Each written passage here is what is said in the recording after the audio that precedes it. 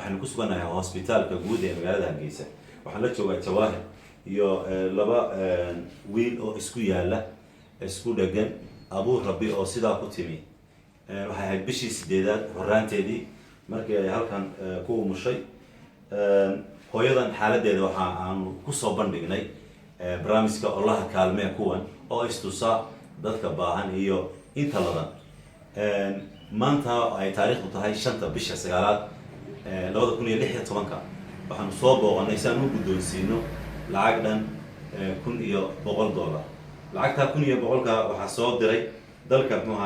New Zealand waxaa ka soo diray laba hablood ayaa soo ururiyay oo kala ah Faadmo Yaasiin Mire iyo Sahra Ibrahim lacagtuna waa $1,100 waxaana ka soo ururiyeen magaalada Hamilton ee dalka New Zealand hooyadani runtii waxay ayaamo hore aan soo booqanay waxay dareemaysay murugo iyo dhib dareemaysay idinku waa dareemi kartaan hooyo caruurteeda ay sidaa ka noqdeen oo ay isku yaalaan jirkooda qaar meel ay wadaagaan baa jira waxa weeye lug iyo gacan buu midna lug iyo gacan buu leeyahay in badan way iskaga yaalaan araxda iskaga yaalaan inkastoo la yidhi wadnaha iyo sanbabada iyo kaliyaha waxa weeye way kala madax bannaan yihiin lacagtan waan guddoonsiinaynaa marka ugu horeysa waa laga guddoon lacagta $1,100 lacag $1,100 haddii aan tiriyana waxa weeye 1 2 3 4 5 6 7 8 9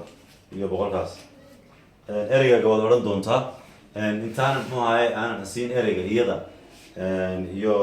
qolada caafimaadka bahda caafimaadka aan kula kulanay halkan waxaan ugu baaqaynaa walaalaha muslimiinta meel kastoo ay joogaan walaashani waxay u baahan tahay waxay rajaynaysaa in ubadkeedan qalliin loo helo sidii loo kala fujin lahaa loo kala saari lahaa laba qof looga kala dhigi lahaa waxaa naloo sheegayaa inuu jiro ama ay caan ku tahay cisbitaalka boqor Cabdilcaziz ee ku yaala Sacuudiga inuu arrinka caan ku yahay waliba qalliinada xitaa bilaash laga dhigo bal dadkii kala shaqeyn lahaa arrinka hooyadan waa lambarkeeda shaashada ku qori doono insha Allah la soo xiriira biidnillahi kariim cisbitaalka iyo meel kasta oo caalamka oo qof kasta uu ku ogyahay hooyadan la shaqeeya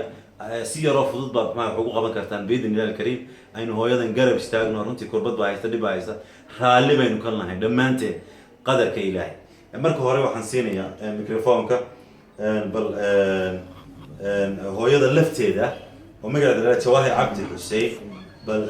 iyadoo ay inooga waranto taariikhda ilmahan ay ku dhashay cisbitaalka iyo sida ay yihiin Jawaahir labada ciyaar baa ku dhalay bishii 10keedii cisbitaalka guud ee Hargeysa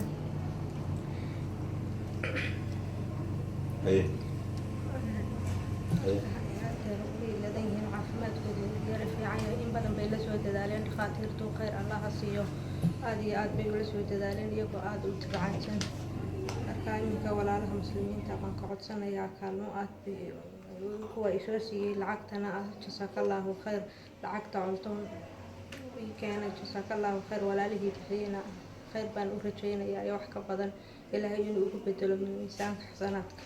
كورن ما عرفت أسيس كنت على الكيس كنت على الكيس كم حبنانته. بس روح أو بنان ما دحوا باوك على قيبسن أنت كلا ويسكجي يالان لكن سيدو تكلا وحلا يدي وكلا قيبسن هي وحكستو وكلا سوعنيه. وهي وحن أيضا نقول إتشينيا ميكروفون كسيف فاهم أنت قبل النسيسو إفراح أحمد عمر أو توبرها كالياش عفمات قيبته دلانك إفراح. السلام عليكم. عرورت لي إمك عرورت حالته ذات بعفمادهان في عيني محكور هذا ويكاب مار من أكسجين يوحد هوينا لمسيو وعانها هويدا يعانى كلا لو بترى أدبنو في عيني عرورت لي لبا مدح أي ليين وح كستاوده واللبا ما عروش واللبا سنببد واللبا كاددنا واللبا سحرنا باميرس كوتي مادا سيدا أوجدنا أدبي في عيني عفمادهان رجعت لك بعد مرينيسا إن لقى قبوا إن لكلا فتشين كرا. والله تا الإله ينبا سيدي عارف ما ثامو كرجارة إله الله مويان هدي ده وحلاق قبل كرا أو لكلا فتشين كرا يمكن كرت أدبي عفماتكم في عينها. هذا بعد ما سنت هاي تسوها هاي إفراح بي هاي وحنقصوا جبين إننا أرجعيا ضمن هاي كلمة كوان وحنوجو باقينا قف كستو إنه رجع سنية وحالة هو أيضا جواهر عبد حسين wax ka qaban kara labadeeda caruura Sacad iyo Saacid isku yaala isku dhagan hooyadan dhiban u baahan kaalmada yani si degdega inta ay yaryar yihiin xaaladoodu sidan tahay runtii dhaqaatiir ma nihiin oo xaaladaha caafimaad ma tashkhaysin karno ma qiimeyn karno laakiin haddana waxaan dareeminaa hooyadan inay kaalmo u baahan tahay sidoo kale waxa yani aanu maqlaynaa ama aanu ognahay in qalimo noocaas oo kale la fuliyo cid kasta oo ka qayb qaadan karta hooyadan oo ku sugan hospitaalka guud ee magaalada Hargeysa hala soo xidhaan lambarada shaashada ku qoran aynu garab istaagno dhamaanteen muuqaalada waxaa qaaday saaxiibadayda barnaamijka ololaha kaalme kuwan waxaa la socodsiinayay anigoo ah Cabdi Malik Sheekh Musa Aldon wa Hargeysa. Wassalamu alaykum wa rahmatullahi wa barakatuh.